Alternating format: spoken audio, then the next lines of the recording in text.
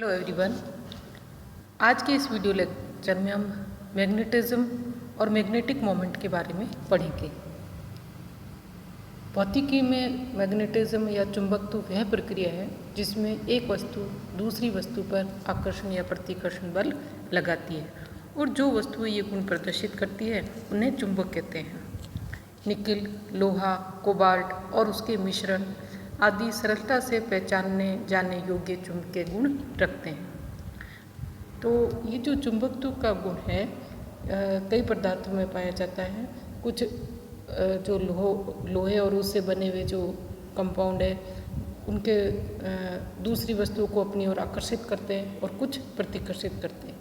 तो ये आकर्षण या प्रतिकर्षण का गुण जो है ये या इनकी जो आकर्षित क्यों करते हैं, इसका कारण क्या है, कौन कौन से पदार्थों में गुण पाया जाता है, ये सब अध्ययन करने से पहले हम कुछ परिभाषाएं रखेंगे।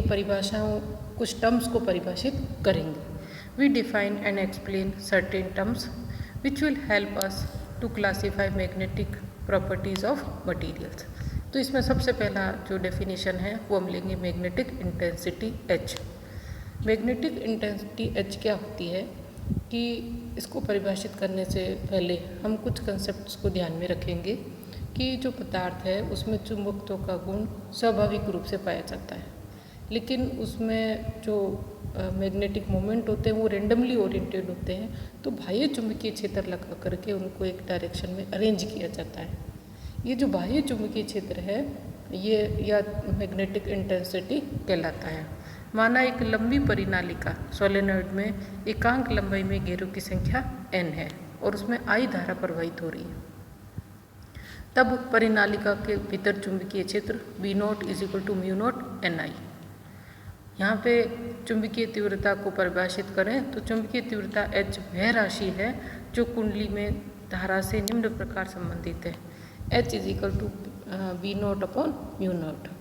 अर्थात मैग्नेटिक इंटेंसिटी H जो है उसको हम V0/μ0 और ये से परिभाषित करते हैं।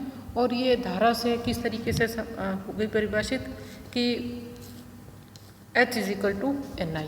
अर्थात यदि कोई पदार्थ है, जैसे हमने सोलेनाइड का एग्जाम्पल लिया है, उसमें I धारा प्रवाहित की जाती है और I धारा प्रवाहित करने के कारण हम धारा के कारण चुंबकीय क्षेत्र उत्पन्न होता है, ये पढ़ चुके हैं। तो यहाँ पे जो चुंबकीय क्षेत्र उत्पन्न हो रहा है धारा के कारण वो V0 है। तो V0 को इन टर्म्स ऑफ मैग्नेटिक इंटेंसिटी हम डिफाइन करें तो H = NI। यहाँ I जो है धारा है और N फेरों की संख्या है। अर्थात धारा के कारण जो चुंबकीय क्षेत्र उत्पन्न हुआ वो H = NI। Thus for the solenoid carrying current I H = NI और ये एक सदिश राशि है। इसका मात्रक एम्पियर/मीटर होता है। अर्थात धारा प्रवाहित करने पर सोलेनॉइड में जो एकांक लंबाई में जो चुंबकीय क्षेत्र उत्पन्न होता है वो H = NI। दूसरा जो राशि हम डिफाइन करेंगे वो है मैग्नेटाइजेशन M। मैग्नेटाइजेशन क्या होता है? तो इसको हम इस तरीके से समझ सकते हैं कि अगर कोई पदार्थ है, जैसे हमने परिनालिका लिया है, सोलेनॉइड लिया है और उसमें तार लपेटे गए हैं और उसके कारण उसमें धारा प्रवाहित की जाती है। धारा प्रवाहित करने के कारण उसमें चुंबकीय क्षेत्र उत्पन्न होता है और चुंबकीय क्षेत्र को इन टर्म्स ऑफ मैग्नेटिक इंटेंसिटी हम डिफाइन कर चुके हैं H = NI।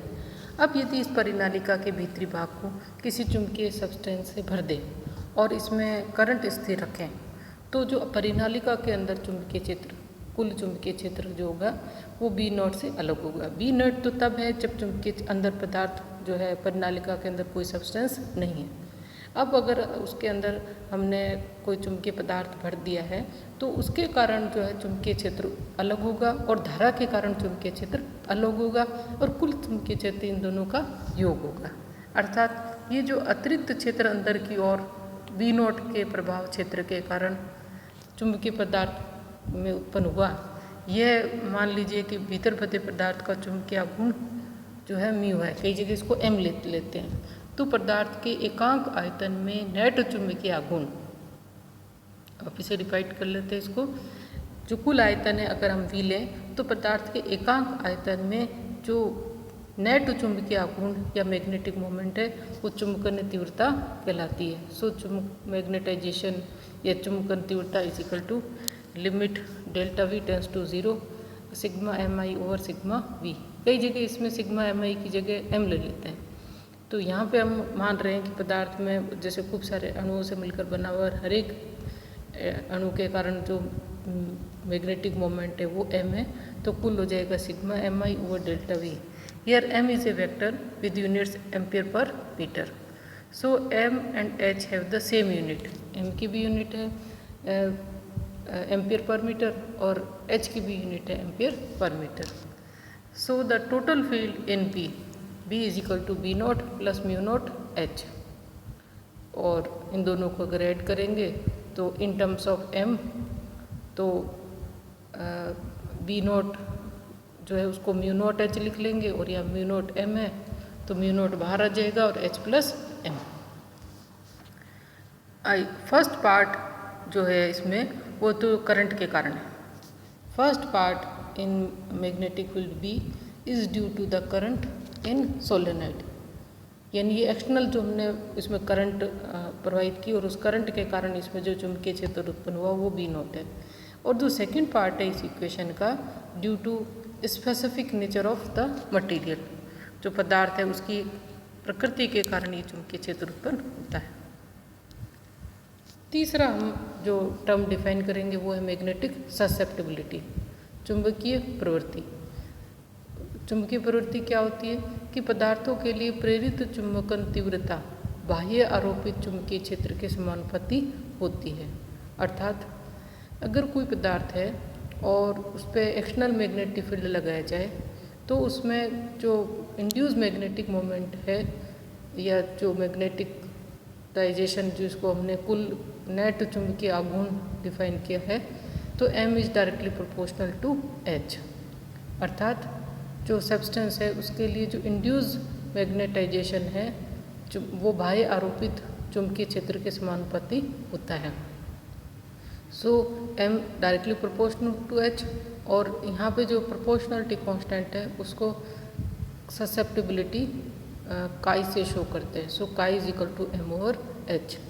इसकी कोई यूनिट नहीं है, क्यों? क्योंकि एम और एच दोनों की यूनिट सेम है। So susceptibility is a dimensionless quantity, और यह राशि ये बताती है कि चुंबकीय पदार्थ बाह्य आरोपित क्षेत्र के लिए किस प्रकार रिस्पॉन्ड करता है। अगर ससेप्टिबिलिटी धनात्मक है इसका मतलब बाह्य चुंबकीय क्षेत्र लगाने पर जो पदार्थ है उसी की दिशा में ही संरेखित हो रहा है, अलाइन हो रहा है, मैग्नेटाइजेशन की प्रॉपर्टी शो कर आकर्षित हो रहा है। और अगर बाह्य चुंबकीय क्षेत्र लगाने पर उसकी विपरीत दिशा की ओर जा रहा है तो वो ससेप्टिबिलिटी का मान ऋणात्मक होता है। यहाँ बिस्मथ के लिए और कॉपर के लिए ससेप्टिबिलिटी के मान दिए गए हैं। और अगली डेफिनेशन जो है परिभाषा हम करते हैं magnetic permeability mu. The magnetic field in a material is given by B is equal to mu not H plus M. Now using M is equal to susceptibility into H, so B is equal to mu not H वही रखेंगे और M की जगह काया H रख देंगे, जिसमें से एच कॉमन आ जाएगा तो 1 प्लस काया एच। यहाँ पे ये जो म्यू नॉट 1 प्लस काया इसको एक अनदर कांस्टेंट ले लेंगे म्यू। सो ये जो नया कांस्टेंट है mu, this is called magnetic permeability of the material, चुंबकीय पारगम्यता mu. Mu is equal to mu nought 1 plus chi. For vacuum वहाँ पे चुंबकीय पारगम्यता जो है वो वैक्यूम के लिए chi is equal to 0, so B is equal to mu not H. और एक अनदर कांस्टेंट ले लेते हैं जो म्यू अपॉन म्यू नॉट का रेशो है, इसको कहते हैं relative permeability which is equal to 1 plus susceptibility. अब अभी तक हमने जो 4 डेफिनेशन दिए हैं, एक तो मैग्नेटिक इंटेंसिटी एच, मैग्नेटाइजेशन या मैग्नेटिक मोमेंट एम, तीसरा हमने मैग्नेटिक परमेबिलिटी और चौथा ससेप्टिबिलिटी। इनके लिए हम कुछ न्यूमेरिकल प्रॉब्लम्स को सॉल्व करते हैं। तो फर्स्ट प्रॉब्लम है a rod of magnetic material have dimension 10 centimetre multiply 0.5 centimetre multiply 0.2 centimetre is placed in a magnetic field of strength 0.5 into 10 to the power 7 ampere per meter, as a result of which a magnetic moment of 5 ampere meter square is produced. Find the value of magnetic induction.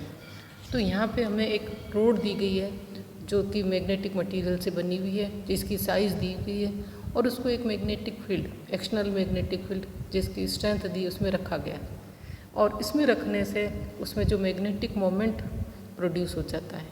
तो ये magnetic induction की value ज्ञात करनी है।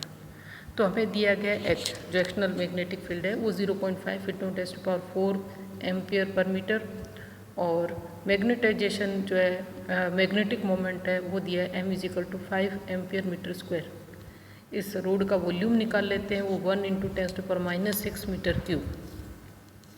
Now we know that v is equal to mu nought m plus H, यानी पहले जो है एक्सटर्नल मैग्नेटिक फील्ड में रखने पर जो पदार्थ जो चुंबकीय पदार्थ है उसमें मैग्नेटिक इंडक्शन कितना हुआ, तो v is equal to mu nought m plus H.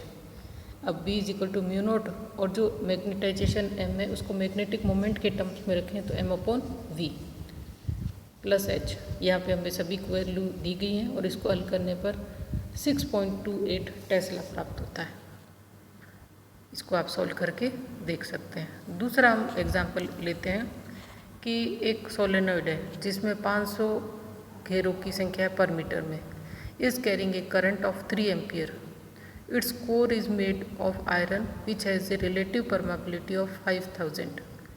The magnitudes of the magnetic intensity, magnetisation and magnetic field inside the core are, यानी हमें ये चीज़ें ज्ञात करनी है।